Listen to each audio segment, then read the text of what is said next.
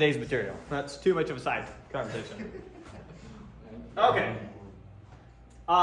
Today is going to be, this section is going to be conceptually one of your,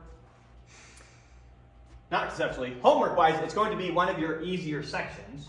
But it's one of the more important lectures conceptually for the class as a whole.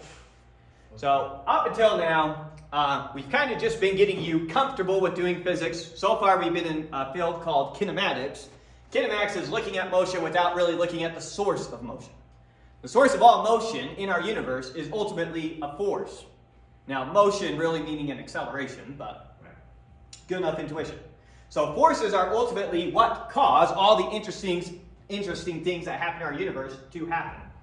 And so that's primarily what we're going to be interested in from here on out. It's why Newton's laws are all about force, the ones that you're already familiar with. Now I'm going to be a bit more rigorous than the book here. I told you in other classes that every systematic body of knowledge that you come across is an axiomatic system and or presupposes axiomatic systems. Right? Yeah. So it's ultimately built on top of these things. And so now we're going to be looking at what we call Newtonian mechanics, which is the field of physics that we're interested in.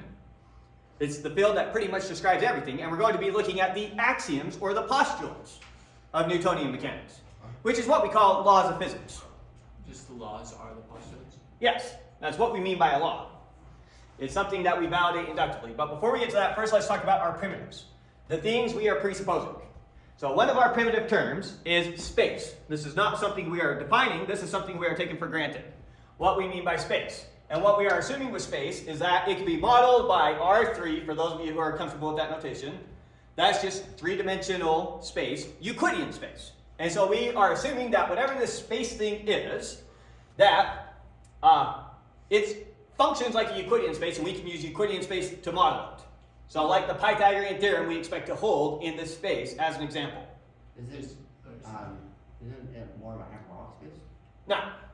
We are in classical Newtonian mechanics. It is modeled by regular Euclidean three-dimensional space the way you know and love. Nothing fancy, nothing tricky. Is that R representing vector? Because you've seen that before. You can use, no, this just means the real numbers cubed, meaning in 3 dimensions. The real number, think about it as your 3 axes. Real numbers going that way, real numbers going that way, and then the real numbers coming out of the board. Okay. So just 3-dimensional, where each point is modeled by 3 real numbers. You can also, this will give us for free our vectors. Okay. And so all the operations that we know and love on our 3 vectors, we will be able to apply to it. Time, we assume, is just going to be modeled by the real numbers. Yeah, okay. Okay. Next thing, particle. What is a particle? A particle is always going to have associated with it some position, some r vector, some position in space, and some position in time, which we model with t, just a scalar. A time and position, a particle.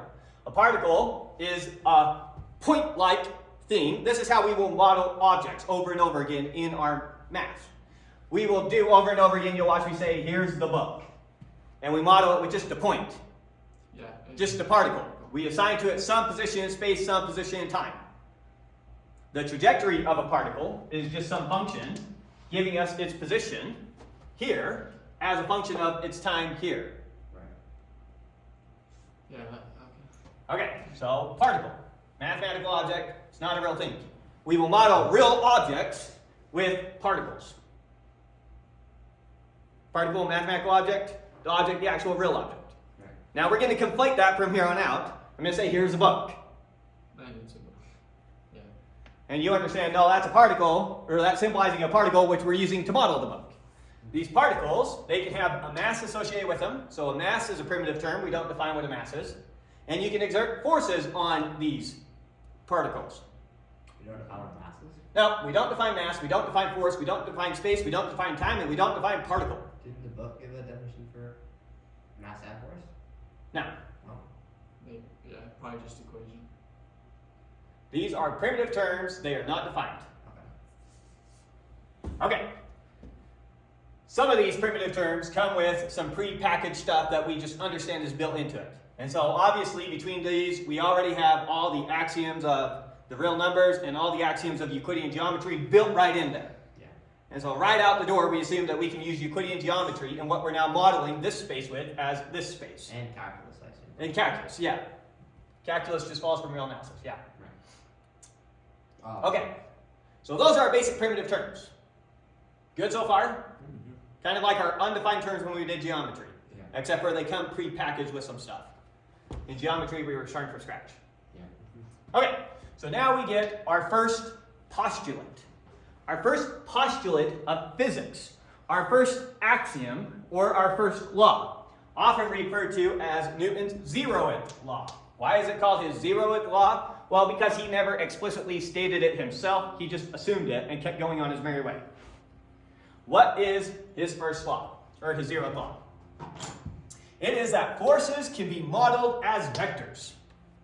So we said that you can apply a force to these particle things, right? But really, a force is something that exists out here in real space. That's a real world thing. And we're going to model it as a vector. And so when we apply a force to an object, we apply a vector to our particle here. Yeah. So a force, real world thing, vector, mathematical model. We will use mathematical model of a vector to symbolize forces. What does this mean?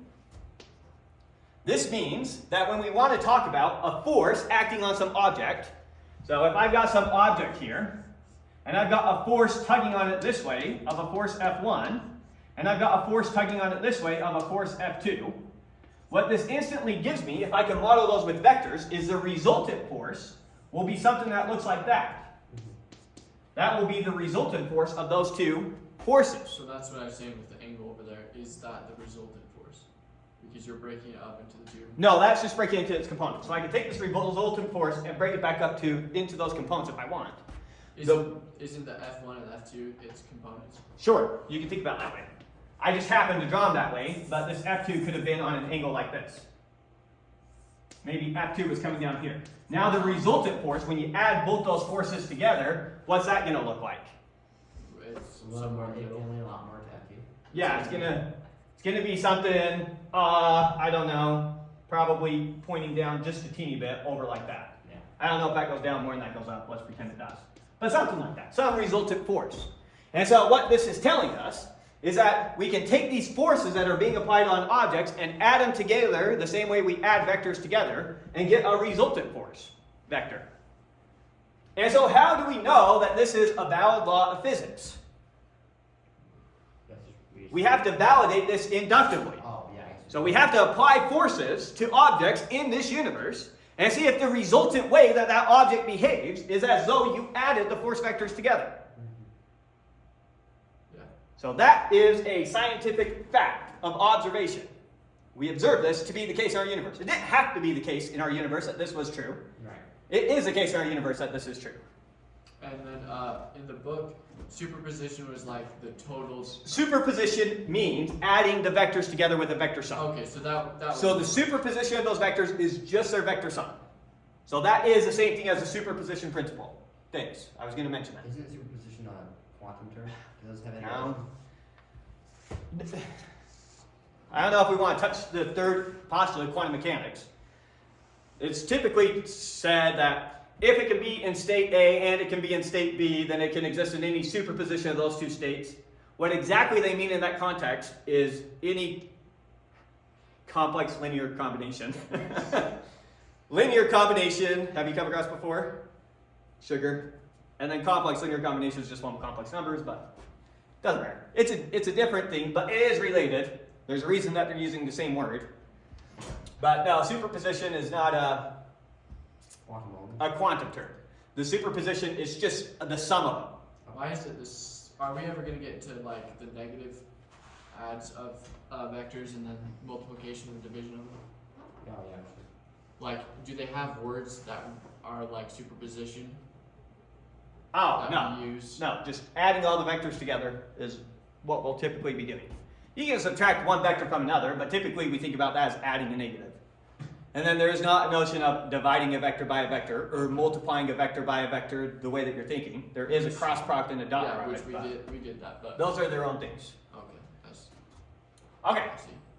so zeroth law, we can model forces with vectors. Okay, what's his first law now? This is often referred to as his law of inertia. Yeah. And it's one of the ones that it bugs me the most how it's misrepresented. This one says that there exists a reference frame such that if the net force on an object is 0, then its velocity is constant. Or in other words, if the net force is 0, its acceleration is 0. If there's no acceleration, then the velocity is constant. So when it's at rest, it will remain at rest. So, it's often stated as an object at rest will remain at rest unless acted upon by a net force, and an object in motion will remain in motion unless acted upon by a net force. A non-zero net force is what I meant by net force. Yeah, that just covers the first part of it, the definition there. But they ignore the part that there exists a reference frame where this holds. Many, many books talk about the first law as though it's a special case of the second law, which it is not. And I know that a lot do it because I remember the first time I came across this when I was in Massage Junior High, that's exactly how I was told it. So it confused me for a while. That is not the case. So there exists some reference frame such that if the net force on an object is 0, then its velocity is constant or its acceleration is 0. Now this is a somewhat surprising fact. Aristotle did not think that this was true. It seems like an object in motion will eventually come to rest. And the only way to keep it in motion is to keep pushing. Because in practice, you never actually see this occurring. You always see objects eventually come to rest. Yeah, I guess so. Friction. And that's because of friction and resistive forces and things like that. Yeah, Someone like Aristotle was very confused by this. Use a practical thing. You get something nice and big rolling along, it doesn't matter how perfectly you set the system, it eventually just stops. And you have to keep pushing to keep it going. So this seems obvious today because we're so saturated in it. There's nothing obvious about this at all. It's quite a surprising result. Galileo being the first one that really noticed this, and then Newton formalizing it. Did Galileo die? The same year Same year Isaac he was Newton was born. born. So that means that if I take some ball out in outer space where there's for sure nothing to interfere with it, and I give it some velocity, then always and forever it will have that velocity as long as it doesn't interact with anything. Similarly, if I leave my phone right there and I don't touch it, then it's just going to stay there until some force acts upon it. Right? Yeah. Some net force. Okay, so that is our law of inertia. That is Newton's first law. Now, Newton's first law says that there is some reference frame where this happens. Not every reference frame is an inertial reference frame. Let me give you an example. Let's say that we've got a glass bus right here. And inside that glass bus, we got Caleb standing there. And he is on perfectly frictionless roller skates. And the rest of us are out here looking at him. You can get thumped. As the bus starts driving, we'll say it starts going that way, he is going to stay exactly right there until he hits the back of the wall, then he's going to start moving. Yeah. Right? If we take Zach here, and we duct tape him to the back of the bus, Yeah. from his reference frame, it's very strange what starts happening. Suddenly, out of nowhere, with no force being exerted on Caleb, Caleb starts coming at him. So, him being tied to the bus here, duct taped to the bus, poor Zach, he is not in an inertial reference frame. Us standing on the surface of the earth are in basically an inertial reference frame. Is there, What is that? Can you Even- clarify? Sorry. like, how do you know that you're in an inertial reference frame? Take an object, and in your reference frame, no force is being exerted on it. Is it accelerating? Notice that you suddenly started accelerating towards him. Mhm. For us, looking in the glass bus, you didn't start accelerating, you were just right there, and the bus started moving this way. Right. Our reference frame is an inertial reference frame. Now we say almost an inertial reference frame because technically there are accelerations due to the spin of the earth, and there are accelerations as the earth goes around the sun, but they're very, very small accelerations and almost completely unnoticeable for day-to-day activity. Can you clarify that in inertial word? Inertial, In inertial? The one you were just using to describe the frame of reference? Uninertial. Inertial. Uninertial. Yeah, I'm just talking about one inertial reference frame. An inertial reference frame. So what is an inertial reference frame? It's a reference frame satisfying the first law. Yeah. That's the definition now. How do you know you're in an inertial reference frame? Do objects experiencing no forces have no acceleration? So everything in the world is in inertia. Standing on the surface of the Earth is a really good approximation for an inertial reference frame. Is there ever a truly inertial? Being taped to the back of a bus here is not a good inertial reference frame. That's a terrible one. Why? I still would exert the first law if I was in a position for it. If you are duct taped to the back of this bus, that's where you are as an observer. Okay. Once that bus starts driving forward, since he's perfectly frictionless skates, he suddenly starts moving towards you. So in your reference frame, he had 0 velocity. Suddenly he's moving towards you. Now he has a velocity. If his velocity went from 0 to moving, there was an acceleration. You didn't see any force being exerted on him, and yet he's now suddenly moving. And you're saying I have no intuition for that? I'm not saying you have no intuition for it. You have great intuition for it. You know exactly why. The car started accelerating. Well, Your reference frame started I'm accelerating. saying my dude in there has no intuition for that. Yeah, you can feel an acceleration. And so you can know it's the van moving towards you. And so you know that your reference frame, the way you're seeing the world right now, is not an inertial reference frame. That's a contradiction by itself. No. Because in his non-inertial frame, then he understood it was not an inertial frame. You can know you're in an uninertial. You can know that your reference frame is not an inertial reference frame. That's a very easy thing to know. You're very good at detecting whether or not you're accelerating. I don't know what that means because all frames are going to satisfy the first law. No. And what? From the reference frame of the back of the bus. Okay, This person now starts moving towards you. but you know why. It does. Okay, you can know why. That's fine. In the reference frame, did they start moving towards you? Yes. Okay. There was no force acting on them, and now they're moving towards you. I'm moving toward him. What? From your reference frame, Oh. the reference frame of the back of the bus.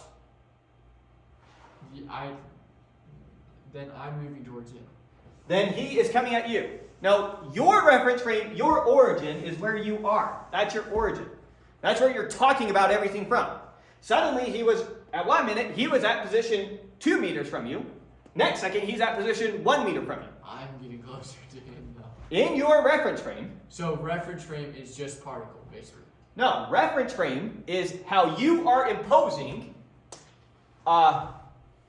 Euclidean geometry and where you're going to call time 0 on the space that you're in, on this universe. That's your reference frame, how you choose to do that. And you can't, the laws of physics that we're going to talk about after this only hold in an inertial reference frame. Here's a good, not precise definition, but good intuition of an inertial reference frame. An inertial reference frame is one that if you really know how to juggle, you can still juggle just fine.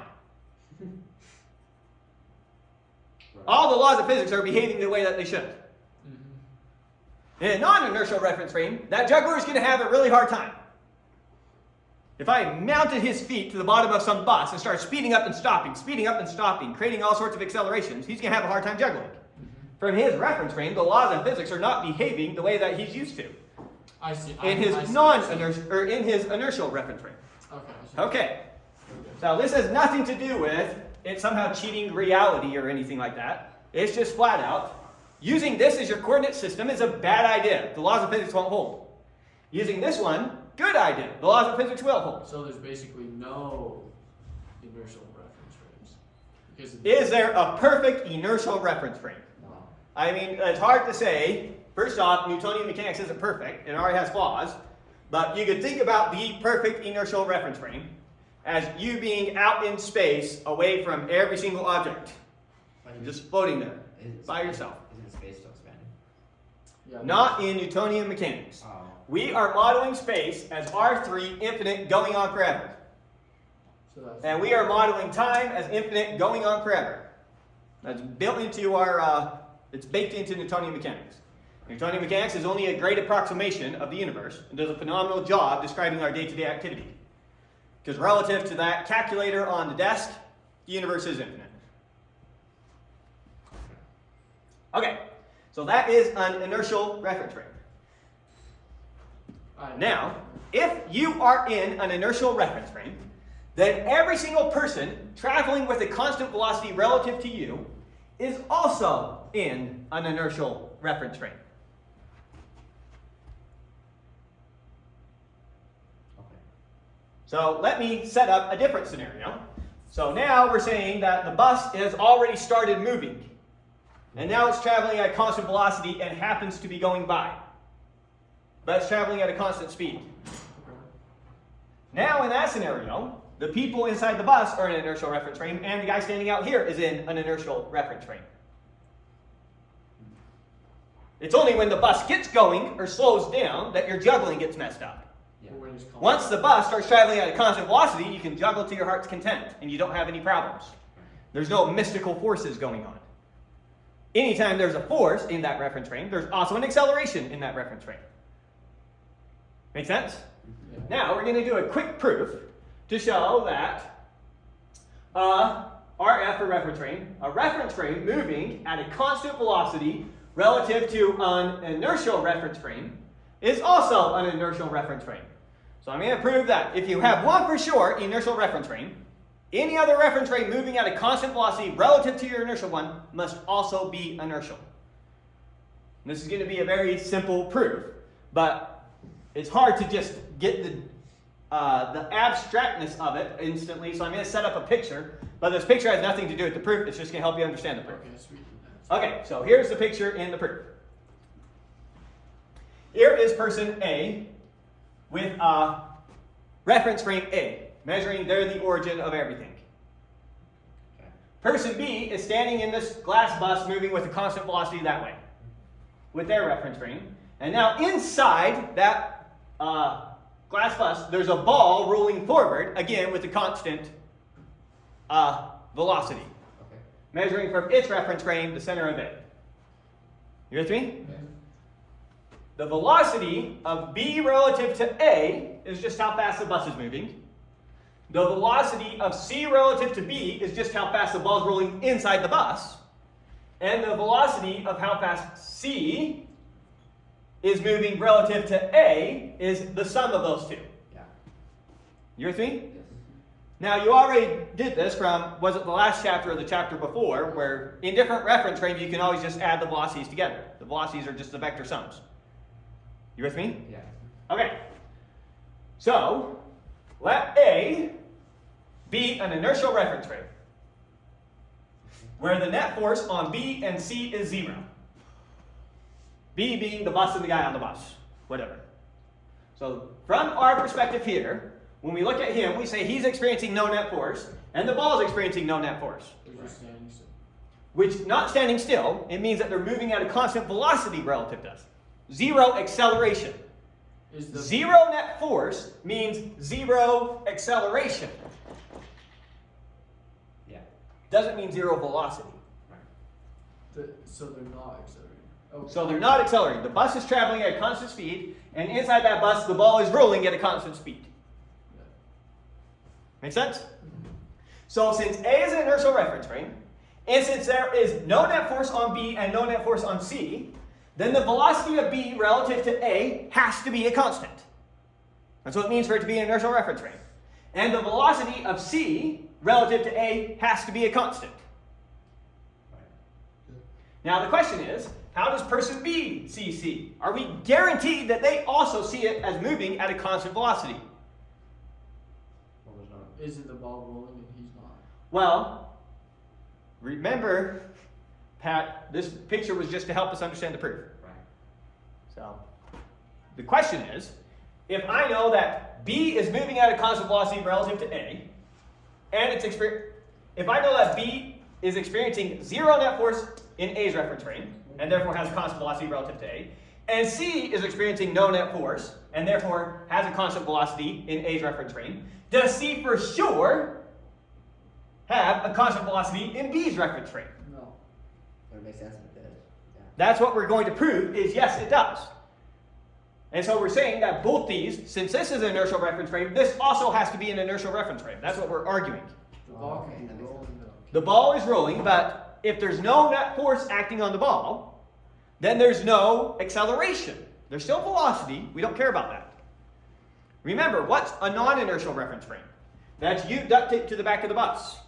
That's no force acts on them, and suddenly there's an acceleration, a change in velocity.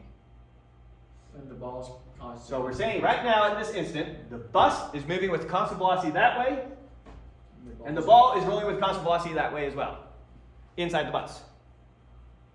You with me? Okay, so let A be an inertial reference frame where the net force on B and C is 0. Then, the velocity of B relative to A and the velocity of C relative to A have to be constants. Since A is in an inertial reference frame, and since there are no net forces acting on B or C, then the velocity of B relative to A has to be a constant, it can't be accelerating, and the velocity of C relative to A has to be a constant, it can't be accelerating. Right. You with me? Yes. Then, the velocity of C relative to B is simply the velocity of C relative to B, this velocity, It's just the. is simply this one minus that one. Right. The velocity of C relative to A minus the velocity of C relative to B. Yeah. Now, this works no matter what the picture is. I could have drawn these velocities at any crazy angle we wanted. Yeah. The picture was just giving you one concrete case to see where the letters fit in. Okay. So a constant minus a constant is a constant. And so there we go. Every inertial reference frame moving at constant velocity relative to another inertial reference frame is inertial. Which makes sense. Yes. Okay. So now we got that. There's Newton's first law, and there's a definition of an inertial reference frame. Trying to get intuition for that. So now, our next question, or our next law. Newton's second law. In an inertial reference frame, this is only true in an inertial reference frame, then the sum of the external forces acting on an object is equal to its mass times its acceleration. So this is where I was wrong. Because I was talking about a non-inertial reference frame. Yeah. Sure. But in here, the sum of the external forces acting on an object is equal to its mass times its acceleration. This has nothing to do with internal forces. This is not ever counting you exerting a force on yourself. You exerting a force on yourself can never produce an acceleration in yourself. Otherwise, you'd be able to pick yourself up, so to speak. Yeah. What about moving? I can walk. Isn't that kind of like a force myself? No. No, 'cause the That's force- the force of friction on the ground as you push off the floor. And it's pushing against you and moving you. Huh. Weird. So I push on the ground, which using Newton's third law, which we haven't talked about yet, creates a push on the ground on me, which helps me move forward. So the ground. But it's force of friction causing me to go forward, not an internal force causing me to go forward. So very important, it's going to be easy for you to confuse this on problems and accidentally take into account an internal force when you're trying to do the sum of the forces. And how do we know what an internal force is versus external? The external ones are the ones acting on the objects. Never look at its effects on something else, only look at the Oh, environment's effects on it. Okay, that's pretty easy to Okay. remember. Now, important, since forces are modeled as vectors, then we can take this vector sum and we can split it up into its x direction, y direction, and z direction. So the sum of all the forces in the x direction will always be the mass times the acceleration in the x direction. The sum of all the forces in the y direction will always be the mass times the acceleration in the y direction. And the sum of all the forces in the z direction will always be the mass times the acceleration in the z direction. That's all the consequence of this equation, plus the fact that these are modeled by vectors. That all makes sense? Yeah. Okay. And now finally, Newton's third law. In an inertial reference frame, the force that an object A exerts on B is always equal and opposite to the force that object B exerts on object A. When I lean against this wall, I am exerting a force that way. The wall is pushing on me with the exact same force this way. Right. Hence, no movement.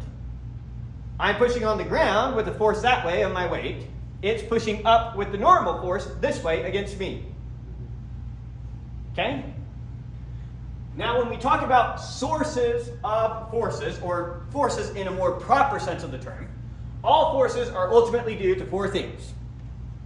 Two of them you're very comfortable, well, one you're very comfortable with by its name, gravity. Yeah. That's the fact that masses attract each other. And they attract each other with a force, we call that gravity. Next one that you have the most interaction with, but probably aren't comfortable calling it that, is the electromagnetic force. Almost all the forces we talk about in this class will be a consequence of the electromagnetic force. So that would be like a train.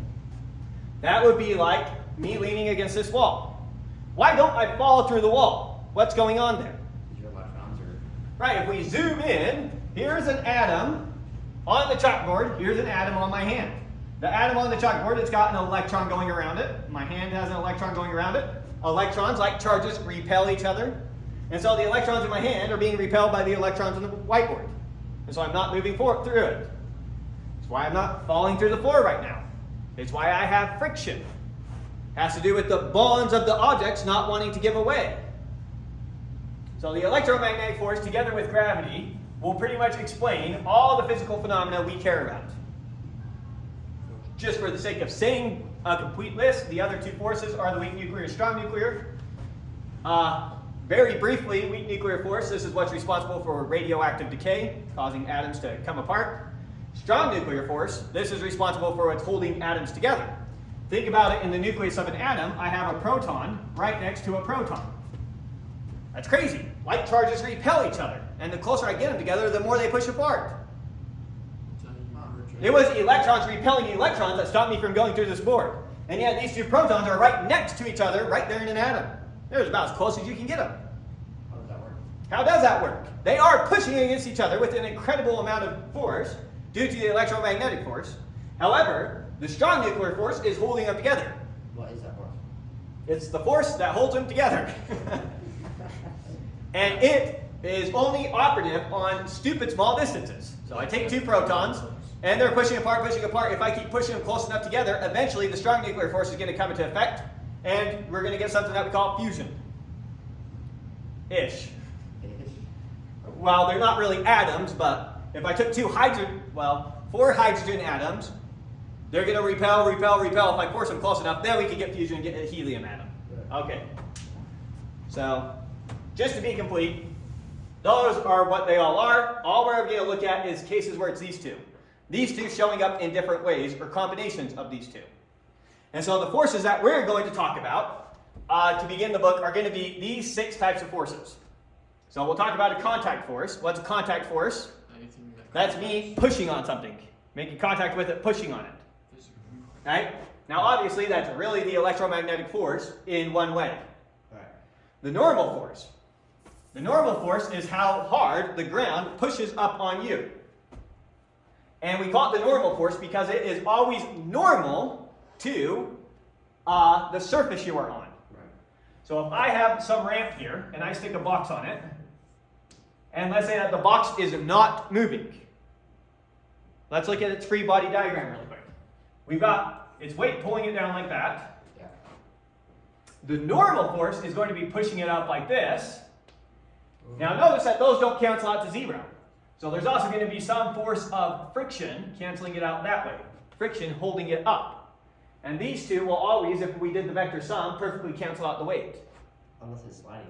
Well, I said if it's holding still. If it's holding still, that meant there must have been enough friction there. Yeah, but that's not an exact number. You can have, you can fill it. If I put a box on a ramp, I hold the ramp up and the box is not moving. The normal force plus the friction will always perfectly cancel out its weight. Otherwise, it'd be moving somehow. Well, The vector sum is going to be 0. The net force acting on the object is going to be 0. even when you add things in it, because you can add a little bit of weight and it won't move. If I put more weight in it, so I add to its mass, that increases its weight. Oh, God, yeah.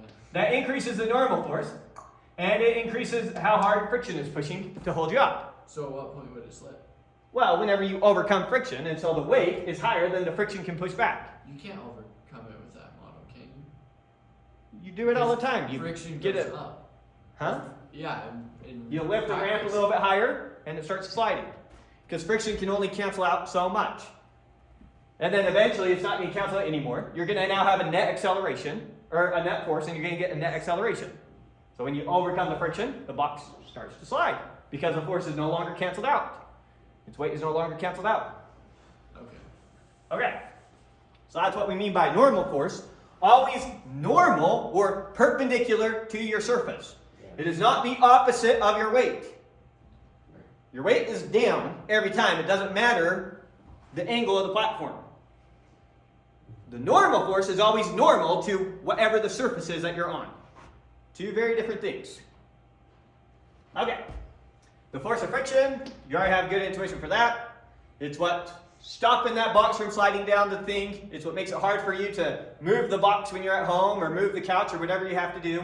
It's a force of friction you have to overcome. It's always a resistive force, fighting whichever way you're trying to push it. Tension. Tension in a rope. I've got my refrigerator here. I wrap a rope around it, and now I'm pulling on the rope. Then I'm creating a force of tension, pulling it that way. So if you're pulling something, would that be contact force, not with the rope? So then there's tension in the rope. So I'm pulling on the rope right here, right? And now, through the tension of the rope is going to pull on the box that way. Yeah, but I'm saying like if there was a wheels or something and I grab and pull towards me, is that tension in my arm or contact force? Well, you could talk about the tension in your arm if you want to be that detailed. It's a question of how detailed you want to be. I don't know, I'm just wondering what it would be labeled as. Typically, you pushing with your hands, we're going to call it contact force. And in the rope, we're going to call it the force of tension. Because if I'm pulling that way, then the box is pulling on me that way. Right? And so you get that pull creating tension in the rope. You create too much tension in the rope, and what happens to the rope? It snaps. Now I can do the same thing with your arm and create enough tension in your arm and snap your arm. Yeah. It's just not a normal scenario for using tensions. Ropes are very normal for using tensions. So you'll see a lot of problems with ropes and calculating tensions. Weight, we've already talked a lot about. Weight on the surface of the earth. What is your weight going to be? It's how hard you're being pulled down, and it's always going to be your mass times g.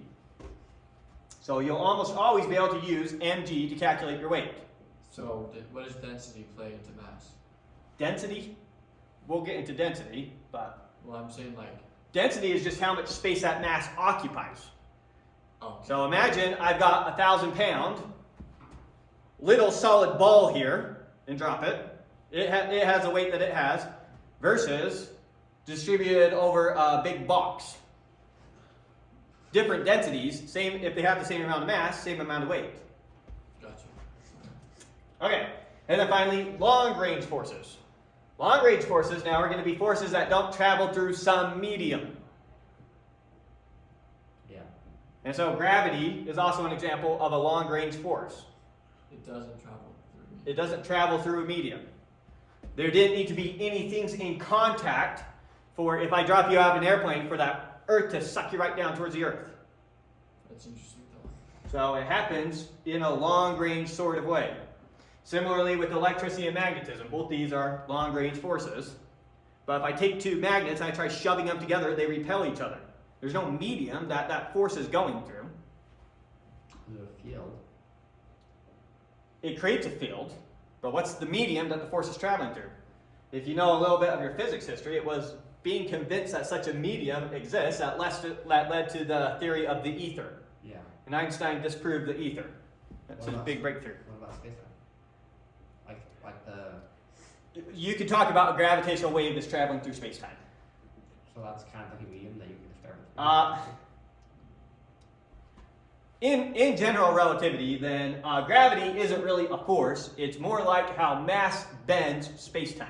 I see. And then in quantum mechanics, what's happening is an exchange of what are called virtual particles. So why aren't the magnets coming to each other? Well, because an exchange of virtual photons is their way of doing it. I see. But for the sake of our purposes, it's just long-range forces, no medium. Okay? Okay, so we talked about that. Some checks to make sure we're understanding everything. Oh, units. Let's really quick talk about units. What now are the units of force? Since force is going to be calculated by taking a mass times an acceleration, a mass is measured in terms of kilograms, and acceleration is meters per second squared. So, kilogram meters per second squared is what you're going to get anytime you calculate a force. And so, what do we mean by kilogram meters per second squared? That's what big N Newton means. It's just shorthand for all these units. I told you, up until, I'll tell you when we get to that point in class, but through the majority of the class, everything can just be reduced to kilograms, meters, and seconds. And all the different symbols that we come up with for units are just going to be shorthands for those things. And so let's get real intuition for what exactly 1 Newton would be. Imagine that I had a box sitting right here on a completely frictionless surface. The box weighs exactly 1 kilogram. It's on a completely frictionless surface. I exert a force of 1 Newton on it. 1 Newton is how much force I would have to exert on it to get it to start accelerating at 1 meter per second squared. What? At 1 meter per second squared. Well, I'm saying, what are you pushing? 1 Newton is how much force it takes to get 1 kilogram to accelerate 1 meter per second squared. That all make sense? Okay. Now, picture for helping us make sure we understand the Newton second law. Okay, so here I am pushing really hard. I've got 2 boxes here side by side. And they are on a completely frictionless surface. Okay. I start pushing these boxes with a force of 30 newtons.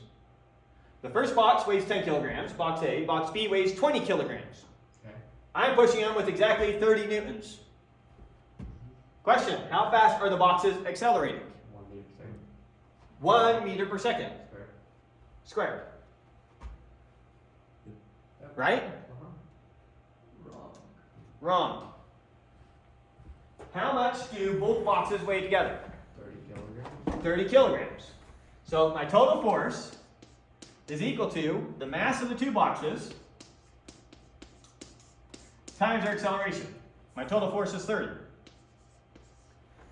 10 plus 20 is 30. 30 equals 30A. A must be 1. So they start accelerating at 1 meter per second squared. Yeah. So we're right. Okay. So now, I want you to tell me the force that box A exerts on box B. How hard is this box pushing this box? 20. Well, no, it's still just 30 newtons because however hard I push this is how hard that pushes that, right? No. No? Yes? Yes. No, yes, what do we think? Maybe 20. I think yes. Yes. I think oh. Yes. I want to say yes, and it's pushing back on it. Well, what if like box A was stationary and I could hit it? Box A is pushing 20 newtons on box B. Box B pushes 20 newtons back, and box A is pushing 10 newtons back. What? Good. He said it a bit funny, but if you knew what it was, then you could follow him. So, box A pushes on box B now with exactly 20 newtons. And box B pushes on box A then with, if we're calling this a positive direction, with negative 20 newtons. Keep in the direction, they're still thinking about them as vectors. Right. You with me? Yeah. So, I'm pushing on box A with 30 newtons. Box B is pushing on it with minus 20 newtons. What is the net force on box A? 10. So the net force on box A is equal to 10 newtons. That better be equal to the force on box A, the net force on it, better be equal to its mass times its acceleration. Right. What's its mass? Pythagoras. 10 kilograms. So its acceleration is going to be 1, which is what we already came up with when we counted for the whole system. So good sanity checks. Okay. The acceleration you get for the system is going to be the acceleration you get for the component parts if it's all connected. So yes, this box is pushing on this box with 20 newtons that way, and this box is pushing back on this box with 20 newtons that way. And if we were to slice this up, the further this way we go, the less newtons are being transmitted forward. One of the ways I used to think about it when I was trying to remember this is I would think about what a bug between those two boxes would feel. If the bug was between the two boxes, it would get squished. 20 newtons. If the bug were on the very front, it wouldn't feel anything. And the more backwards you make the bug go, the more squished it gets. Whereas if you put the bug between me and the boxes, it's going to get the full 30 newtons. That's an interesting way. That's just the way I thought about it. And So the box does move. yeah, the boxes are moving. But it equals The out. net force on this box is 10 newtons. Yeah. And the net force on this box is 20 newtons. Because the only thing pushing on that box is this box, and this box pushing on that box with 20 newtons. But 10 kg pushes back on you 10 newtons. When you are using Newton's second law, you add up all the forces acting on you. Do not get confused when you are talking about this box. Do not take into account the fact that it's pushing on that box. We don't care who this box is pushing on when we're calculating its acceleration. We only care about who's pushing on it. I get that, but So the it's- net force on this box is 20 newtons. So The net force on this box it is 10 cancels newtons. out. It cancels out. The net force on this box. There's only one force acting on that box. Well, there's the normal force pushing up and gravity pushing down, but we're on a perfectly Yeah, frictionless there's surface. only one headed at it. In the x direction. Yeah. There's only 20 newtons acting on this box. That's it. On this box, there's 30 newtons this way and 20 that way for a total of 10 this way. But what about its own weight? Okay, it has its weight pulling down and the normal force pushing up. Those cancel out. More weight? In the x direction, yeah, because it's a perfectly frictionless surface. Frictionless. Frictionless, frictionless, frictionless. Okay, I heard that. I just didn't. Okay, so we don't have to worry about the force of friction in the x and y or in the x direction. So if that weighed a million kg, that would still have 20 newtons pushed on it. No. Sure. No, because it's eating up some of my newtons that I'm pushing up and only letting some continue to go forward. Some of those newtons were used to give this an acceleration. The rest of them went on to give this an acceleration, if you want to think about it that way. But yeah. But it So the cancels more out. mass this has, the more acceleration it eats up. Let's do this problem again. This time, let's say that box A, we throw a bunch of junk into box A. I can still only push with 30 newtons. That's maxing me out. But we throw a bunch of stuff into box A, and so now we'll say that box A here is 40 kilograms. You know what I mean? You don't move it at all. I'm still gonna move it. Perfectly frictionless surface. I guess so. Okay? I'm pushing on with 30 newtons. So let's again consider the system as a whole. Okay. What is the net force acting on that system? 30 newtons. 30 newtons. So 30 has to be equal to the total mass, 20 acceleration. which is 40 plus 20, times its acceleration. What's 40 plus 20? 60. What's 30 divided by 60? What? Yeah, because we're solving for A. So A is 30 over 60, or 1/2. Ah. And so now it's only going to accelerate with half a meter per second. So increasing the mass makes it harder to accelerate. I can still accelerate it. It's just more difficult. I don't. If you are experiencing a force, you accelerate. Right. Give you an example. Let's say that the entire world is holding still, every atom except me. Okay. I jump. I create a force of gravity on the Earth just as strong as the force it pulls on me with. Yep. Equal and opposite. That Earth just went up a teeny bit and accelerated upward some. Wait, up or down? It came towards me, Why? and I came towards it because gravity is an attractive force. If it pulls on me, I pull on it. If it pulls on me with whatever my mg comes out to, I pull on it with that same amount of force. And so that force, let's pretend, I don't know what my mass would roughly be in kilograms. We'll say something like 75, okay? Yeah, average. Yeah. So the force that Earth exerts on me is equal to roughly, we'll call that roughly 10 and call it my mass roughly 75, or roughly 750 newtons. You with me? Now that is creating an acceleration downwards of essentially 10 meters per second squared. You're saying gravity's 10, sorry. Gravity's 10. G, roughly 10. 9.8, we're rounding, just rough numbers. Okay, gotcha. Okay, so that is how hard the Earth pulls on me. So I pull on the Earth, the force of me on the Earth is equal to minus 750 newtons. So it doesn't. And so, if you want to see how much I accelerated the Earth, then the force of me on the Earth is equal to the mass of the Earth times the acceleration I created. What acceleration do you create? Well, we're going to calculate it. I'm going to tell you how much I accelerated, assuming these numbers are somewhat correct. So we take 750, and we're going to divide it by, I think I have mass of the Earth stored as ME. Use the mass of the Earth. Yes, but I don't know how. Let's do 750 divided by E, maybe? Yes. No. I have E as a different number. No, E is probably the E. Oh, E I have as a mass of the electron. Why?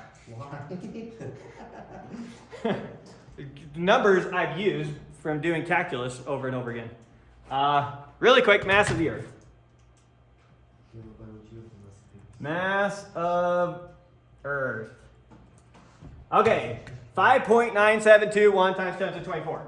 So we take 750 and we divide it by 5.97219 times 10 to the 24. And we get that I caused the Earth to accelerate at about 1.26 times 10 to the minus 22 meters per second squared. That's how much the Earth accelerates up towards me. Now remember, what was minus 12, 10 to the minus 12 meters roughly? Was that roughly the size of a hydrogen atom? Something like that. Well, So we're looking at less than the billionth the size of a hydrogen atom is the magnitude of the acceleration I create when you lift in off the of Earth. it- When I jump, and it comes at me. When you lift off, though, wouldn't it move back? Well, that yeah. much? So I kick off, and me and the Earth, we separate, and then we come back together. Yeah, but Earth would separate that much. Well, this is the acceleration. We'd have to calculate the actual displacement. But it's going to be minuscule is the point. So I pull on the Earth, and the Earth pulls on me, same exact force. The difference is I have a lot less mass. It has a lot more mass. So it's a So difference. it accelerates me a lot. I accelerate it a teeny bit. But even with the Earth, I pull on it, it pulls on me. Right. It accelerates me. I do not accelerate it. Very You much. do, but a little. I do. I get the Earth a little accelerated. Okay. So, trying to get us comfortable with Newton's second law here. Or third law, I mean. The equal and opposite reaction law. Anytime there's a force on object E from object M, there's an equal and opposite force on object M from object E. Right. That's just gonna take a while to get used to. It will take a bit to get used to, and it will confuse you, accidentally including internal forces when you're calculating the net effect on the object, mixing up what forces we're talking about for the second law versus what forces we're talking about for the third law. The second law can never be talking about both of the forces being named in the third law. Oh. Both these can never show up in that sum. Well, that sum is the sum of them, right? No, this is a sum of all the forces acting on an object. It never takes into consideration External or the forces it exerts on an object. is that When you do the free body diagram for me, you do not take into account the fact that I pull on the Earth. You only take into account the fact that the Earth pulls on me. Well, if you did a free. That's not what we did in problem 5. It's what you always do. It's not what we did in problem 5. Yes, you did. In problem 5 on your quiz, you said the Earth is pulling down on you with mg, and the table is pushing up on you with mg. Those are things pushing on you. Yeah. We never talked about your push on the thing. Now, the fact that the table was pushing up on you came from the fact that you were pushing down on the table. So there it is. But when we are talking about Newton's second law, this is all the forces acting on an object. It is never The object acting. the forces the object is exerting on something else. Never, ever, ever. Okay. This one is saying anytime there's a force being exerted on the object, that object is exerting an equal and opposite force on that thing. So both those can never show up in that sum. If this one shows up, that one for sure does not show up. Yeah. That will confuse you a few times, but you'll get used to it as time goes on. Okay. I covered everything there. I think we did everything we wanted to. What are the axioms for the? Sorry, what? Those are the Measuring axioms for masses. Newtonian mechanics. The primitives. So primitives mean we're not defining them in the system. They're already defined from systems we're presupposing. And then his laws are the axioms. And then his laws are the actual axioms. So axiom 1, axiom 2, definition 1, axiom 3, axiom 4. Going on our merry way. Fun. And then we also have all the definitions that we get of velocity and acceleration, with position being a concept of space. Right. So position we inherit, velocity and acceleration we define. Good? Okay. Being a little rigorous. A lot more than what your book did. Let's see. Okay. So I have that full column if I need it, and we have the space. Okay, now let's talk about how you would measure not an object's weight, but its mass. So, two very related concepts. What's the difference between weight and mass? Weight is your mass times your exertion. Or Gravity. Well, acceleration in Downward. terms of what we. Right, weight is a force, and it's the force pulling you downwards. right. Your mass is your mass. If I stick you out in the middle of outer space, you're weightless. You're not massless, you still have mass. So intuitively, how do we think about mass? I know how to think about weight, it's what the scale tells me. There's weight.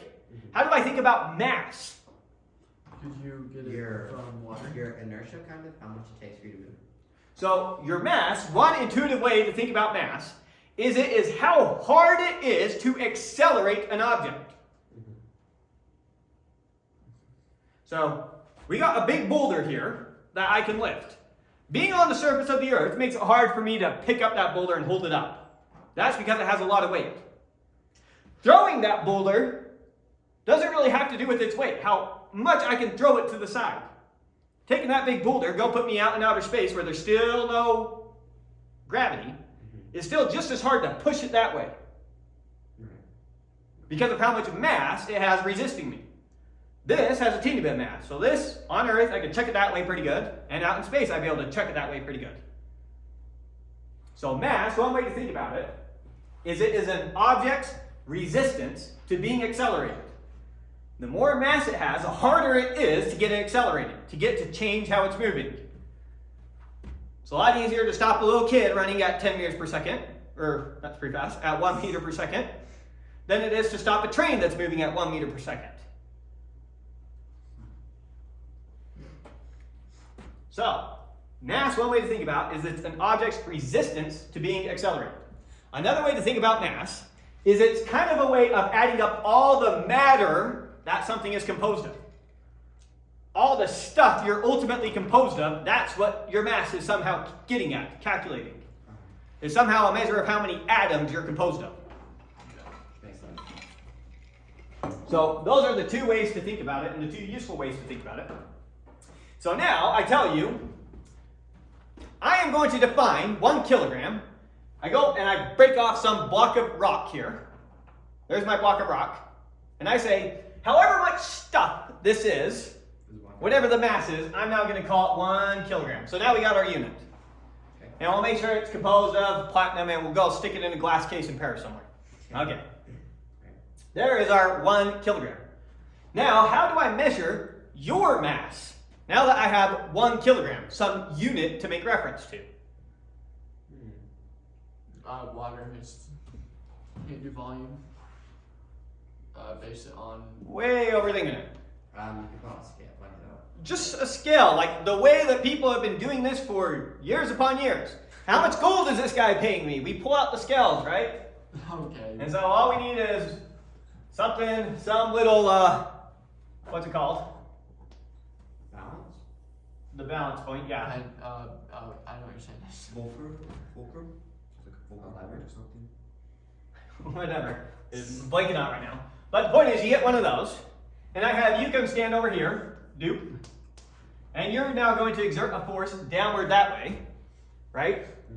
And I can count how many little of those blocks I have to stack up over here to balance you out. Right. Because once you're completely balanced out, that means that your weight is the same as this weight. And if your weights are equal and gravity is pulling down on you both the same amount, then your masses must be equal. Now this has an inbuilt assumption. So you all know that the more mass you have, the harder gravity pulls on you. And we take that for granted. Mass is an object's resistance to being accelerated. How do we know that the mass that creates the pull of gravity is the same thing as the mass that resists acceleration? Maybe those masses happen to be 2 different things. Now we've measured these things very carefully, and it turns out, as far as we can tell, they are the same thing. When we talk about mass, your resistance to be accelerated, and we talk about mass, how hard gravity pulls on you, it turns out, as far as we can measure, that those 2 things happen to be the same mass. Well, isn't gravity just your acceleration? Yeah, caused by a mass. But the gravitational force on you seems to be proportional to your mass, creating a constant acceleration. It seems to be. But that's not the same thing that we meant by your mass, as in how hard it is to chuck you, or to push you along a frictionless surface. It just so happens that those 2 things are pretty much identical, as far as we can measure. They've been measured they're accurate within 1 part in 10 to the 12 or something like that. Ridiculously well confirmed. So it's a pretty safe assumption. But it is an assumption. So how would we get your mass and measure your mass without relying on gravity? So now I stick you out in outer space. You're in a big lab in outer space. How now do you measure the mass of something? Pull of a spring. Yeah, you set up a spring to it. So what do? Here's my mystery mass, and I broke into pairs and I stole their kilogram and duplicated it. Okay. So here's our mystery mass that we want to measure how much mass is in that block. You with me? We're in outer space, everything's floating, no downwards, no upwards. Our spring pulling on it is going to be the only force exerted on it. Okay. So I'm going to take, what this X dot is marking is, here's where my spring is naturally when I'm not stretching it. Okay. And I'm going to pull it out some distance, this far, mark it, and I'm going to let that mass go. Okay. Now, what's going to happen the second I let go of the mass? It's gonna swing down back to. It's going to start accelerating this way, right? Yeah. So the spring is exerting a Backwards. force on it. And so, whatever that force is, we have no clue what it is, but I'm going to call that force F. Now, does my spring here know that I attached this mass to it when it decides how hard to pull back? No. If I were just holding the spring and I removed the mass, would the spring still be pulling on me the same hard? No. No. Wait. Yes. Yes. The spring does not know what I have attached to it. Right. Yeah, but it moves. Not when we let it go. Right now I'm holding this block and the spring's pulling on it with some force, right? Yeah. And to prove it, when I let go, it's going to accelerate it. Yeah, but then it changes. But when I stretch it back out, the spring's pulling the same hard again. And if while holding that spring, I swap that out with something else, the spring still pulls back the same hard as it did before. It's still the same force. Yeah, but that's assuming springs don't like bend out of shape. You're right. So we could validate, first of all, I let this go and I carefully measure its acceleration. Because we know how to measure accelerations now, right? Yeah. You measure velocities by getting a small distance over a small time to measure a velocity. And then to measure an acceleration, you measure a small change of velocity over a small time to get acceleration. So we know how to measure both those things. So you're right. I could take this, pull it out, let go, measure its acceleration, do it again, do it 10,000 times. If I keep getting the same acceleration, then I must keep getting the same force. But your spring is going to be sprung. Well, maybe it depends on how hard I pull it, right? So make sure I'm not pulling it so hard that I deform it in any way, is what we're saying. Well, it always will, every time you pull it. It will, a teeny tiny immeasurable amount. You won't be able to measure it. We are now in a physics class, so we're always talking about ideal situations. There's no such thing as perfectly frictionless. We're going to talk about it all the time. This here is what we call a perfect spring, and all the springs I draw from here on out are. They don't deform in any way. Okay, so when I pull that back, the force it pulls that way, the spring does not care what mass I have on here. It pulls the same hard no matter what. So whatever that force is, when I put this mysterious mass on there, it's going to be m, that's the number we're looking for, times however much it accelerates. And we know how to measure an acceleration. Yeah. Now I can swap that out and put it on my 1 kilogram block. And I pull it the same far. So the pull on that 1 kilogram block is still going to be F. It's going to, now its mass I know is 1 by definition, 1 kilogram. And it's going to have its own acceleration A2 that I can measure. And so this force and this force are the same.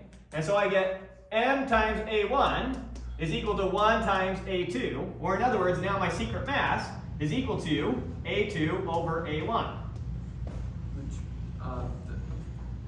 and A is just delta V over delta T, right? Yep, change of velocity over time is how we would actually measure an acceleration. And we don't need that here. Well, that's how we measure the acceleration. We did this in a lab, we carefully measured the acceleration with that, we carefully measured the acceleration with that, and with that, we're able to calculate the mass. And so there we go, that's how we can calculate the mass, even without gravity. Is that instantaneous? No. We no. can't do instantaneous, Okay. but we can do arbitrarily small. We've got nearly perfect lasers, we've got nearly perfect stopwatches, nearly perfect everything we need to get this as perfect as we want. So yeah, there's always some margin of error, but we can make it as small as we want. So this will be your mass within some margin of error, but that will be the mass of the object. And so even in space, even in completely gravitational free settings, mass is still a perfectly valid concept, makes perfect sense, we can still measure it. Measure it, yeah. And we can measure it in terms of kilograms, some other mass. Okay, so that's measuring masses even in outer space. I think I covered everything the author covered. I guess the last thing we talked about is free body diagrams. Free body diagrams, we already did a little bit, but we're just going to model the object as some particle and then write all the external forces acting on that particle. And just draw it as arrows. We'll do a bunch of example problems here, and we'll do it a bunch of example problems. So I'm going to move on to the example problems unless you have any questions.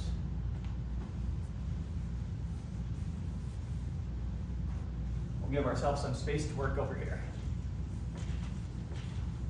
We good? Yep. All right, so now let's just start all the example problems and think we should be good for the day. Fun. You missed something. Can we take a break with us? Okay, we can take a break. Fresh air.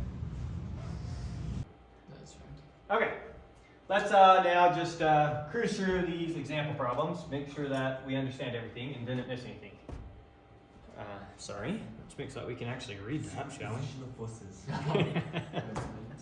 Okay, so 3 professional wrestlers are fighting over some champion belt. Figure right here is showing it. And so they're pulling with different forces. One of them, F1, is on this angle of 53 degrees, and that guy's pulling it with 250 newtons. F2, that guy's pulling with 50 newtons, pretty weak wrestler. And then F3 pulling down with 120 newtons. Now, the problem already gave us one of the forces completely in the x direction, one of the forces completely in the y direction, right? Yeah. And then only one of them on an angle. So we need to break that one up into its x and y component, then add up all the x and y components for the net force. Can we draw little squiggly lines that are breaking out the components? Now, you can do it the way the author does it. Yeah, so drawing the free body diagram for the belt, we would have one force this way, and then one force this way. The author will then break it up into its components and draw some squiggly line like that to let you know we've already accounted for this with different arrows. That's what the squiggly line means. Okay. I will almost never do squiggly lines. I'll just draw the forces and then keep track of the components in the math after that. Right. So we've got this one. Let's label it the same way he did. The one downwards is F3, right? Mm-hmm. F3, F2. F2, F1Y. F1, Y. and then we have our angle here. Oh. Our angle is 53 degrees. Okay. Now, pick which way we're going to call positive and which way we're going to call negative. I'm going to call to the right positive x and up positive y. Okay. So in the y direction, our net force in the y direction, that's what I'll mean by f of y, is going to be equal to F1, F1's y component, so times the sine of 53, Yeah, sine 53.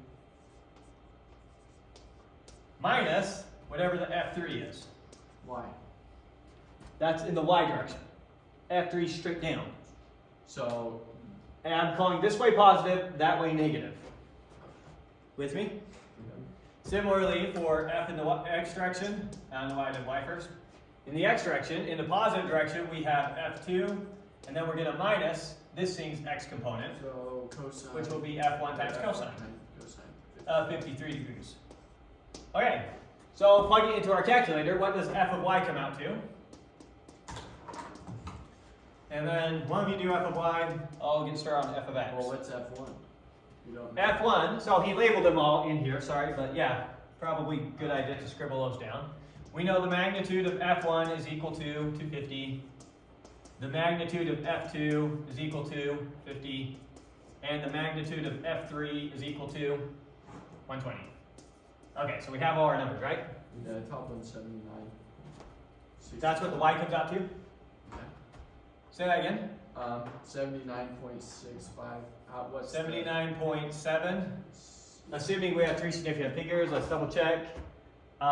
We only have 2 significant figures. So 80. So in the y direction we get 80, X. and in the x direction, let you keep working on that. Why is F2 minus F1 there? Because we're calling the direction of F2 positive, and we're calling the direction of F1's x component negative. Oh, so you're just flipping it versus the other one? I get it. So you're going to do Negative 100. negative 100. Does that sound right? So it's ultimately moving this way. Negative 100. Because this x component one is bigger than that one. So don't look too much at my picture, he'll have a better picture. Look how small F2 is compared to the x component of F1. Okay. So it's going to move that way. And yeah, that's exactly what he got in his resultant vector, minus 100 newtons and 80 newtons. That's first part. Oh, sorry. So we got our x and y component. Let's see. Find the x and y components of the net force on the belt. Magnitude. Find its magnitude and direction. Okay, so let's find its magnitude then. Magnitude. Just give us some intuition really quick for what this resultant force is going to look like. It's going to be going 80 up and 100 over. Somewhere over here is what it's going to look like. Something like this. But let's go ahead and calculate its magnitude. So now the magnitude of f is going to be the square root of this square plus this square. It's 128. 128. Sounds close enough. If my calculator did it right. So 130 to 2 significant figures. Okay. Right? No, just 128. That's it. But now rounded to 2 significant figures comes out 130. Rounded. What do you say? It's just 2 significant figures. Oh. Okay, that's all we're saying. I get you. Okay. And now we need the angle. And that's minus tan of. So that's going to be, you're going to do tan inverse of your rise over your run. Our rise is 80, Okay, that's right. 80. and our run is 100. Negative 100. 100. And then we will account for where we're measuring our angle from. And If you guys will always do it that way, you won't get confused. Don't do minus 100. Huh? 39. 39. So that's 39 degrees from this point. Because we measured from that point on our angle, we just let that be the positive direction when we accounted for our angle. So this is what confused me in the homework is I have to figure out what Yeah, he's saying on that this. confuses me too. These angles are like, I did not get that answer, and then it's like, oh, because you're from a certain point. You said 39 degrees or something? Yeah, 39. 39 degrees above when we measure from there. So what are you saying it above? So 39 from what? 39 degrees from the same place that we measured this angle from. If this was 53 degrees from this axis, then this one is 39 degrees. Right? I was guessing our resultant vector is going to look something like this. So here's what I'm guessing F looks roughly like. Here's F1, F2, F3, add them all together, it's that. And that angle right there would have been 39 degrees, and its length would have been 130. So how do you know it's from X to the positive Y direction? So look, Or it's quadrant. going 80 units up and 100 units to the left. That's quadrant 2. So it's up here in quadrant 2. I could give this angle if you wanted. How do you calculate that angle? 180 minus 39. Because 180 gets me from here to here, minus 39 gets me from here to there. Where are you starting from? If you start from right here, Then it wouldn't. Why isn't it 39? Oh, because it's in. look at the picture. Obviously, this isn't 39 degrees. That's like, oh, well over 90 degrees. So I see what you're saying now. Okay, it's in quadrant 2. And you go It's in 39 quadrant 2. degrees Makes up. sense out of what your angle is going to give you. Yeah, so 39 degrees. Because up. if you would have plugged in minus 100, then you would have got minus 39, because it's giving you the angle as though it were down here. I see what. And that's where you'll get confused. So, if you always think about it in terms of how it would be positive and then rationalize the quadrant it's in, you'll be better off. How did we know it was in quadrant 2? It's Oh, y is 80 positive. up and minus 100 over. Okay, yeah, that's we're good. So just already before you even look at your angle, just guess what it looks like roughly. And then sanity check it. And then say, you check it. Yes. Good way to put it. Okay, and that did the whole problem, right? Were we right? So we could have done the, why can I not see it when I look up here? Here it is. So we got that 39 degrees. He's saying if you want to calculate it from the beginning, do the 141. So 141 is how many degrees from there it is. Because So 39 is how many degrees from here it is. So we got 39, which was this angle, so it's 141 from this point. We were not wrong. So no, our I answer's just took fine. a step further. Well, it's pointing at 141 degrees, or it's pointing at 39 degrees from this point. Yeah. So sometimes you would have said like 39 degrees north of west, or something like that. Yeah. Northwest. Is how you could have done it. Well, this case isn't north, south, east, and west, but in other problems you did Yeah, stuff like yeah. that. So just explaining what the angle, where you're measuring from. Yeah, okay. But yeah, if you want to measure from the standard starting point, then you say 141 degrees, which is a 180 minus 39. Okay, so there's that first problem. Let's do our next example problem. In the classic 1950 science fiction film, blah, blah, blah, a spaceship is moving in a vacuum of outer space, far from any star or planet, when its engine dies. As a result, the spaceship slows down and stops. No, that's wrong. Bunch of nonsense. It would just keep moving at the same exact velocity. What does Newton's first law say about this scene? That's wrong. That's what it says. Wait, that's Or that it's not an inertial reference frame and somehow someone's exerting a force on way it. better than last week's. Okay. Yeah, last week was more fun in terms of homework problems. Not more fun. It was more. All right. You're driving along a straight, on a straight testing track at a constant speed of 250 kilometers per hour. You pass some Volkswagen that's traveling at 75 kilometers per hour. So you're both driving down the highway, constant speed. You pass them, right? Yeah. So which car has a greater force being exerted on it? Well, no, The one moving at 250 kilometers per hour or the one moving at 75 kilometers per hour? There's no net force on either of them. They're both constant, so what's the net force on both of them? Zero. Zero, so it's a trick question. I thought the other one was accelerating at 75, but okay. So both zero. Okay, I saw this magic zero word. Okay. Next one. We like these problems. I wish this was all physics. 4-4. A worker applies a constant horizontal force with magnitude of 20 newtons, so all horizontal, he's pushing on it that way, of 20 newtons, to a box with a mass of 40 kilograms resting on a level 4 with negligible friction. So we're on a frictionless surface. He's pushing the box, so it is going to slide because he is putting a force on it. There's going to be a net force. What is the acceleration of the box? What was that equation we needed? Well, let's make sure we understand all the forces really quick. Free body diagram. Particle modeling the box. We got the weight pulling down, the normal force pulling up. Those two are going to perfectly cancel out. Yeah, so there And so we just got this force of 20 newtons over, and we know that the mass of the box is 40 kilograms. so 20. And now I know F equals ma. Oh, so F equals 20 MA is the equation. equals 40 times the acceleration we're looking for. Or just solve for the acceleration. Yeah, so what's our horizontal acceleration? Our acceleration in the x direction. That's 1/2. It's 1/2 a meter per second squared, Yeah. or 0.5 meters per second squared. How did they need all of those words to say that? I don't know. Read through it. Okay, next one. A waitress shoves, you know, in the movies they slide the ketchup bottle. So the waitress, she's sliding the ketchup bottle over to you. And we have the ketchup bottle's mass is whatever it is, 0.45 kilograms. Along the counter.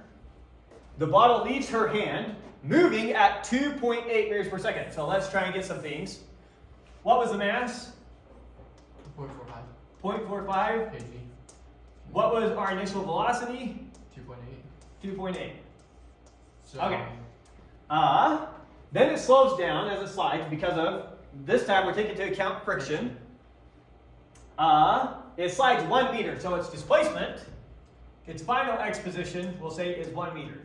And we'll call x naught where it starts. We don't need meters on there. We know that. It's always meters. Okay. 1.0, so we have two significant figures for everything. What are the magnitude and direction of the friction force acting on the bottle? So now we're finding how hard friction must have been forcing the bottle to stop.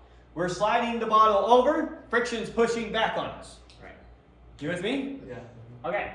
So I have my mass, I have my displacement, I have my initial velocity. What I need to find is acceleration. So, yeah, acceleration. So, Oh, I know my final velocity. Because, it's 0. yeah, it stops. So I need to find the acceleration. So I'm going to use the v squared equals v naught squared plus 2a delta x. We can't just jump between those. Well, I need to find the acceleration first, and then use the acceleration of the mass to find the force. So I'm going to use my kinematic equations to get the acceleration, and acceleration plus times mass is going to give me force. That makes sense? Yeah. Do we want the bottom middle? So I'm using the fact that, maybe scribble over here the equation I'm going to use. V squared equals v naught squared plus 2a times, I'm going to start writing delta x, sorry guys. I'm not going to keep writing x minus x naught. Okay, times the displacement. Okay, so in our case, 0 squared equals v naught squared, 0. 2.8 squared, whatever that is. Running out of chalk here, 2.8 squared, plus 2 times the acceleration we're looking for, times our displacement is just 1. Final position minus initial position. So that just gets rid of it, and then So, really quick plug in 2.8 squared for me. 7.84. 7.84. I'm going to move this to the other side. So minus 2 times a equals 7.84. You with me? Divide both sides by -2, and I get a, divide that by 2. 3.92. Okay, and there is our acceleration. It's negative 3.92 meters per second squared. Right. Good? Yeah, but is that the question? No. The question is, what's the force of friction? Now notice that the acceleration is negative. Obviously, because the ketchup bottle starts slowing down the instant you let go. So now the force of friction I guess, little f for friction, is going to be equal to the mass of the bottle times the acceleration of the bottle. Which is going to be 0.45 times negative 3.92, whatever that comes out to. Negative 1.764. Negative 1.8 768. to two significant figures because now we're giving our answer. Newtons. Well, they gave our masses. Oh, 2, I guess. Everything's two significant figures. Okay. Yep. So it's going to be 1.8 newtons in the negative x direction, if we call the x direction the way it was sliding. Right. Well, And so that's the force of friction. The force of friction, its magnitude, 1.8 newtons in the negative direction. That's cool that you figure that out. Okay, that's what they're going to typically use for friction. I knew that they had some special symbol. So fancy F. We'll typically use for our force of friction. function F. Yeah, like a function F. Okay. Next example problem. Okay, in some previous example, €1 coin was dropped from rest from the Leaning Tower of Pisa. If the coin falls freely, so that the effects of air are negligible, how does the net force on the coin vary as it falls? Increases. So we got the coin falling. As it falls, the force gets stronger and stronger. With gravity. No, gravity pulls on it the same way all the way down. It has the exact same acceleration, namely g. And so if the acceleration is a constant, then the force of gravity is a constant. Right. As this piece of chalk falls, gravity keeps pulling on it the exact same hard. Yeah, but it goes further down quicker. It accelerates faster, or the acceleration makes the velocity go faster and faster. But the acceleration is a constant, just g. If your acceleration is a constant, your force is a constant. So if I apply a constant force to something, I speed it up. Constant acceleration. Okay. Constant force gives us constant acceleration, which will speed it up. You've done this if you've ever had to help someone move their car, right? You get out there and you start pushing and it starts speeding up, speeding up, speeding up. You're not getting stronger and stronger, just pushing harder and harder as it goes. You're applying roughly the same force and you're speeding it up as you go. Right. So what was the So a constant force creates a constant acceleration, which creates constantly higher speed. So as an object falls, this object is always just being pulled by its weight, mg, no matter where it is. And as it falls, it's still being pulled by the exact same thing. same net force? Good? Yep. Okay. So, not sure whatever they say whatever they say. Alright, let's try another one. A 2.49 times 10 to the 4 Rolls Royce Phantom, traveling in the x direction, makes an emergency stop. So speeding along makes a stop. Now, first off, what on earth is this number? A 2.49 times 10 to the 4 Newton car. What on earth does that number mean? Horsepower? Is that its horsepower? It's giving us newtons. Speed. Well, If they would have given us pounds, we know what it was talking about, but they gave us newtons. Which The is force it's moving at? It's its weight. Wait. Weight is a force, Ooh, okay. right? Oh, okay. Yeah. If I would have said a 500-pound car, you know exactly what I'm talking about. Right. But since I said it in newtons, since I switched the units on you, Oh. you got confused. Don't get confused. All right? Newton's down. That's its weight. Newton's down on the ground. Gravity. Yeah, it's telling you how much it weighs. This many newtons. Right? That's stupid because that doesn't specify it's on the ground. That many newtons on that Rolls Royce. When we say pounds, we don't specify on the ground. Yeah, but the problem is with newtons, there's no intuition built, and newtons can apply in any direction. This is the reason that they phrased it that way. So you will remember, this is just like if I put pounds there, just a different number. It's just a conversion factor. Yeah, but with newtons, it's not. The intuition's not there. Right. The intuition's not there. If I would have said kilograms, now the intuition's back there, even though kilograms is not weight. The fact that we convert from pounds to kilograms makes 0 sense. Pounds is a force, kilograms is a mass. Kilograms is not weight. Newtons is weight. We talk about your weight in kilograms, it's one of the stupidest things we do. That is not your weight. I'm gonna use that next time someone says it. Right? And that's why I laughed. We pull up this conversion calculator. How many kilograms in a pound? May as well ask how many meters in a second. I mean, you can kind of answer that. So what would be the real answer? What's the weight for kilograms? What are they called? I don't know.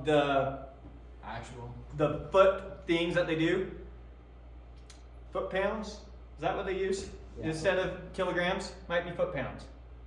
Or I think there's something like a slug, I think it's something. Or a stone. A stone is somehow, I don't know, that might be back to pounds. I think a stone is a certain amount of pounds. The English system's weird. And I don't know what the term is. That's not English. That's Pounds is English. That's old. Pounds is American. Pounds is English. Imperial.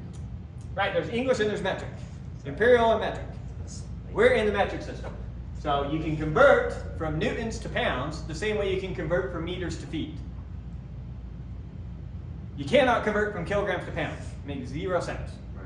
We're not trying to. I'm just saying it's impossible. I know we're not. That question was phrased So- incorrectly. No, Yes. the phrasing is perfect. No, That's how I knew what they were saying. you knew what The they were same saying way- because it's intended to. What do trick you us. think? I memorized this problem? I think that you memorized the way they would approach this problem at this. No, very I just saw, oh, they're using newtons instead of pounds. But why is that a step Okay, down? continuing on. Here is its weight. That's what that means. I Exactly knew that. as if it has a 1,000-pound car. It's 2.49 times 10 to the 4 Newton car. Headed into the up y direction. All right, now let's see. It's heading in the x direction, makes an emergency stop. The x component of the net force acting on it is this. What is its acceleration? Is that the friction? Yes. It's So gonna be they sorry. do an emergency stop, creating a force backwards on it. Yeah. Here's the force backwards on it. Which is the friction of brakes and tires. Anyways, so I know that its weight is equal to 2.49 times 10 to the 4. So what is its mass equal to? How do we convert that? Well, what is your weight? Your weight is your mass times g. So divided by g. So just divide that by g and that gives us the mass. Right. So the mass is just 2.49 times 10 to the 4 divided by 9.80.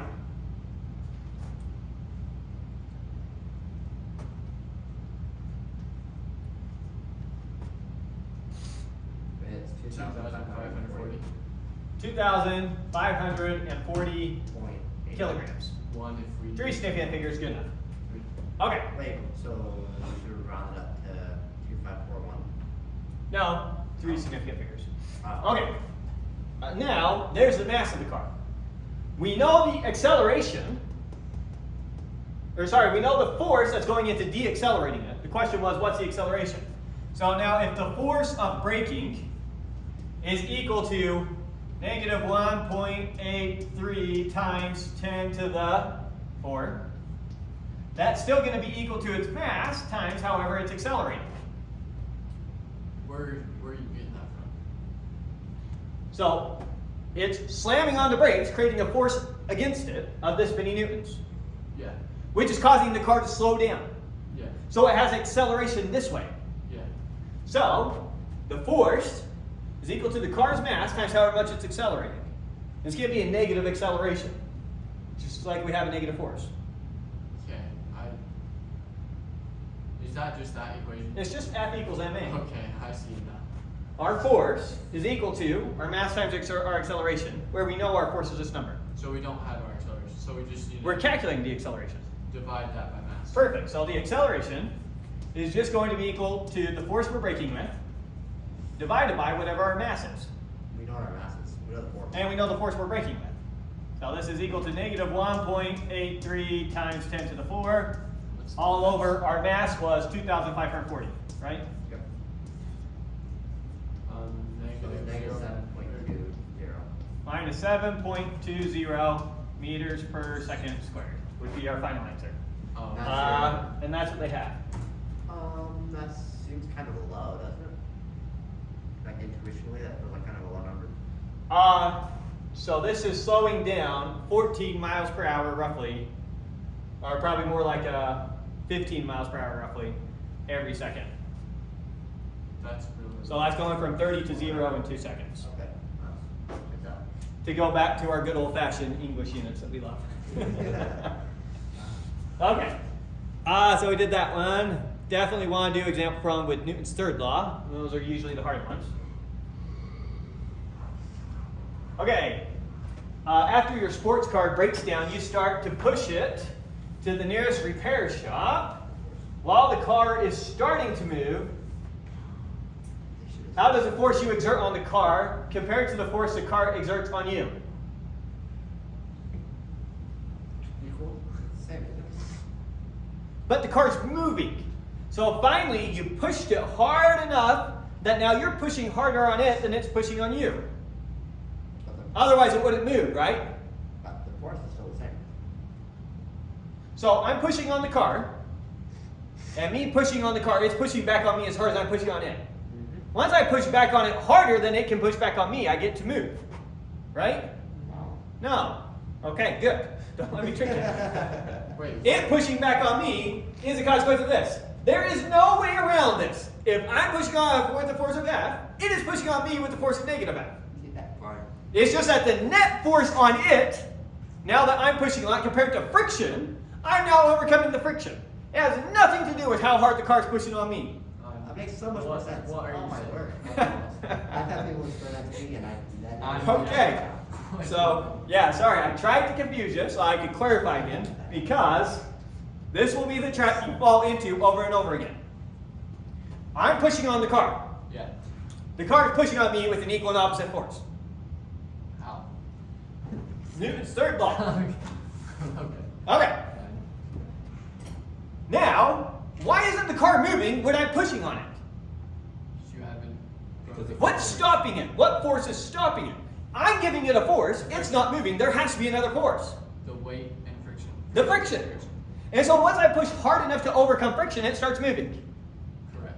How hard I'm pushing on the car and how hard the car's pushing back on me are always the same. Those don't matter. It's Those just- don't matter. All that matters is, can I, with my force, overcome the friction stopping me? Yeah. It has nothing to do with me pushing on the car harder than it can push on me. Right. Because I'll never do that. That is a really, really hard thing to do. So hard it's impossible. You can never push on something harder than it pushes on you. Right? Right. Well, So when I slap your face, nuclear. you hit me just as hard as I hit you. There's the problem. Okay. This hurts me a lot more than you. So, I don't know what they say, but that's the answer to that. Probably good that you actually read through those and get their full explanation. This one. An apple sits at rest on a table in equilibrium, so no net force. What forces act on the apple? So, if the apple's sitting there in equilibrium, what forces act on the apple? We have gravity pulling it down and the normal force of the table pushing it up. So two. Two forces. Okay. What is a reaction force? When they say reaction force, they mean the counterpart using Newton's third law. So what happens to you or what you do. Just the reaction forces are what you are doing now, not what's being done to you. So What is the reaction force to each of these forces acting on the apple? So the apple is pushing down on the table with its weight, right? Yeah. And it's pulling up on the earth. pulling up. Yes. Yes, it's pulling the earth up. Oh, but that's not right. Well, at that point, it's pulling everything in existence up too. Yes. Yes. And accelerating it all with a teeny bit. So teeny, it's beyond unmeasurable. Yeah. So, So what's the point of saying the Earth if it's everything? so let's look at their pictures that they have on here. Just looking at the forces on the apple. You have the earth pulling on the apple, Mm-hmm. and then the table pushing up on the apple. Mm-hmm. Since the earth is pulling on the apple The apple. is pulling on the earth with the exact same force in the opposite direction. Since the table is pushing up on the apple is pushing down on the table with the exact same force. Mm-hmm. Okay, so that's all there is to that. So those are the action-reaction pairs that it's talking about. So for every force, there's an opposite force. But when you are using Newton's second law and doing your sum of external forces, you only ever care about one of those two pairs. Right. You never care about both. Okay. You only care about the forces being done on the object, not the forces the object is exerting. Okay. A stonemason drags a marble block across the floor by pulling on a rope attached to the block. The block is not necessarily in equilibrium. What are the various forces related what are the action-reaction pairs? So action-reaction pairs is what the thing is doing to everything else. Yeah, so let's try and think through everything that's going on here. So we've got our stone right here. We've got some rope around the stone, right? And we got some, let me draw the rope longer so we can draw our tension lines. And we've got the stone puller pulling on it. Good? Yep. Okay, obviously with the block, we have its weight pulling it down, and so it's pulling up on the earth with the same amount. Yep. And then the ground pushing it up, and it's pushing down on the ground with the same amount. We have a force being pulled this way on it, ultimately caused by the mason pulling on it. And then potentially we have some friction force pulling back on it. And then there's a force. If that is bigger than the force of friction, the stone is sliding. And then of course. And there's a force on the man. Yeah, just everything with the block and the other pairs there, Not the man. right? So now, the man is ultimately responsible for this force on the block, right? Okay, now, since the rope is pulling that way on the block, then the block is pulling this way on the rope, right? So from the rope's perspective, we have one force pulling this way from the block, and then one force this way from the man. Right. And then since the man is pulling that way on the rope is pulling that way on the man. Right? Which is why it's difficult for you to do. Yeah. All the tension in the rope. And so the rope is always being pulled both opposite directions. If you and I have either end of a rope and I pull it this way and you don't let it move, you have the force that way. Okay, so there's the forces on the rope, the forces on the block, and then the force being exerted by the man. And I'm not sure if they give other explanations for all the things they want to talk about. Okay. We saw in the previous example that the stone mason pulls as hard on the rope block combination as that combination pulls back on him. Why then does the block move while the stone mason remains stationary? So I've got my rope here and I pull the stone. The stone and the rope together are pulling just as hard on me as I'm pulling on them. Friction of your feet. Yeah, the friction between me and the ground is greater than the friction between the stone and its ground. And so I'm overcoming their friction, they're not overcoming my friction. Weird. Okay. And there was no conceptual ones for free body diagrams. Okay, and we talked about all those equations. So I think we are good. Any other questions? All right, we'll call it there and see you guys next week. Great, our